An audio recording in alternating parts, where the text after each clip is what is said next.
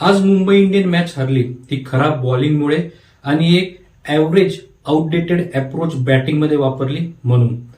Sameer रिझवीने brilliant inning खेळली. Back to back 2 inning त्यांनी अशा खेळल्या जिथे त्यांनी मॅन ऑफ द मॅचचा अवॉर्ड मिळवलाय आणि सिंगल हँडेडली त्यांनी दिल्लीला मॅच जिंकून दिली.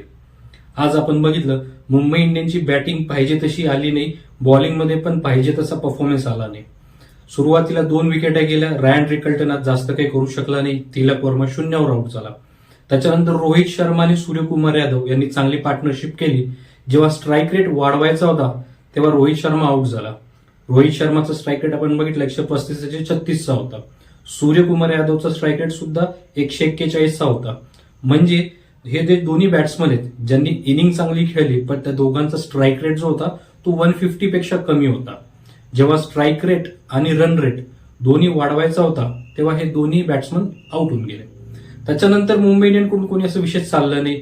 मिचेल सॅटनरने चांगली बॅटिंग केली, नमन धीरनी चांगली बॅटिंग केली आणि खाली कॉर्बन बॉशनी 4 बॉलमध्ये 12 रन काढले. मुंबई इंडियननी पूर्ण इनिंगमध्ये 4 सिक्स मारलेत. तिकडे समीर रिझवी या एकमेव बॅट्समननी 7 सिक्स मारले आणि त्याचाच परिणाम म्हणून मुंबई इंडियन आजची मॅच हरली. जसं मी म्हटलं ना की अप्रोच हवा होता. मुंबई इंडियन असं वाटत होती की त्यांनी ठेवलं होतं टार्गेट 160-170चं आणि ते टार्गेट आपण बघितलं तर दिल्ली कॅपिटलने खूप इझिली चेस केलं. 2 ओव्हर शिल्लक ठेवून दिल्ली कॅपिटल जिंकली. समीर रिझवीने ब्रिलियंट बॅटिंग केली. त्यांनी जसप्रीत बुमराला अटॅक केला नाही, पण त्याच्यानंतर बाकीच्या सगळ्या बॉलर्सला त्यांनी चांगले रन काढलेत. एलएसजीच्या मॅचमध्ये एनरिक नॉकिया हा जो साऊथ आफ्रिकेचा फास्ट बॉलर होता त्यांनी स्टार्ट दिला होता समीर रिझवीला. आजच्या मॅचमध्ये कॉर्बिन बॉश यांनी तीच चुकी केली जी एनरिक नॉकियाने केली होती. फास्ट बॉल टाकत होता. आपण बघितलं दिल्लीचे जेवढे पण बॉलर होते ते स्लो बॉलवर, स्लोअर बाउन्सरवर जास्त रिलाय करत होते, पण तेच कॉर्बिन बॉश आपण बघितला 140च्या पुढे टाकत होता आणि तिथेच फायदा झाला समीर रिझवीला. त्यांनी ब्रिलियंट बॅटिंग केली.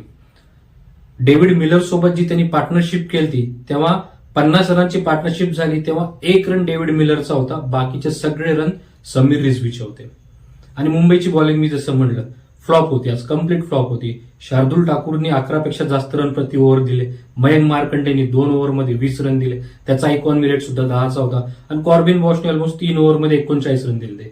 पहिल्या 2 ओव्हरमध्येच त्यांनी 33 रन देऊन टाकले होते आणि तिथंच मॅच ऑलमोस्ट संपला होता. एक वेळ असा होता तेव्हा सूर्यकुमार यादव जसप्रीत बुमराला म्हटला की बाबा तू ये बॉलिंग करायला, पण तोपर्यंत मॅच गेलेला होता. आणि जसप्रीत बुमरा हा सुद्धा एक व्यक्तीच आहे, एक माणूस आहे. तो प्रत्येक वेळेस येऊन विकेट घेईल असं नाही. त्यांनी आला 3च रन दिले. या पूर्ण मॅचमध्ये जसप्रीत बुमरा आणि अक्षर पटेल हे 2 असे बॉलर ज्यांचा इकॉनॉमी रेट जो आहे तो 6 पेक्षा कमी आहे.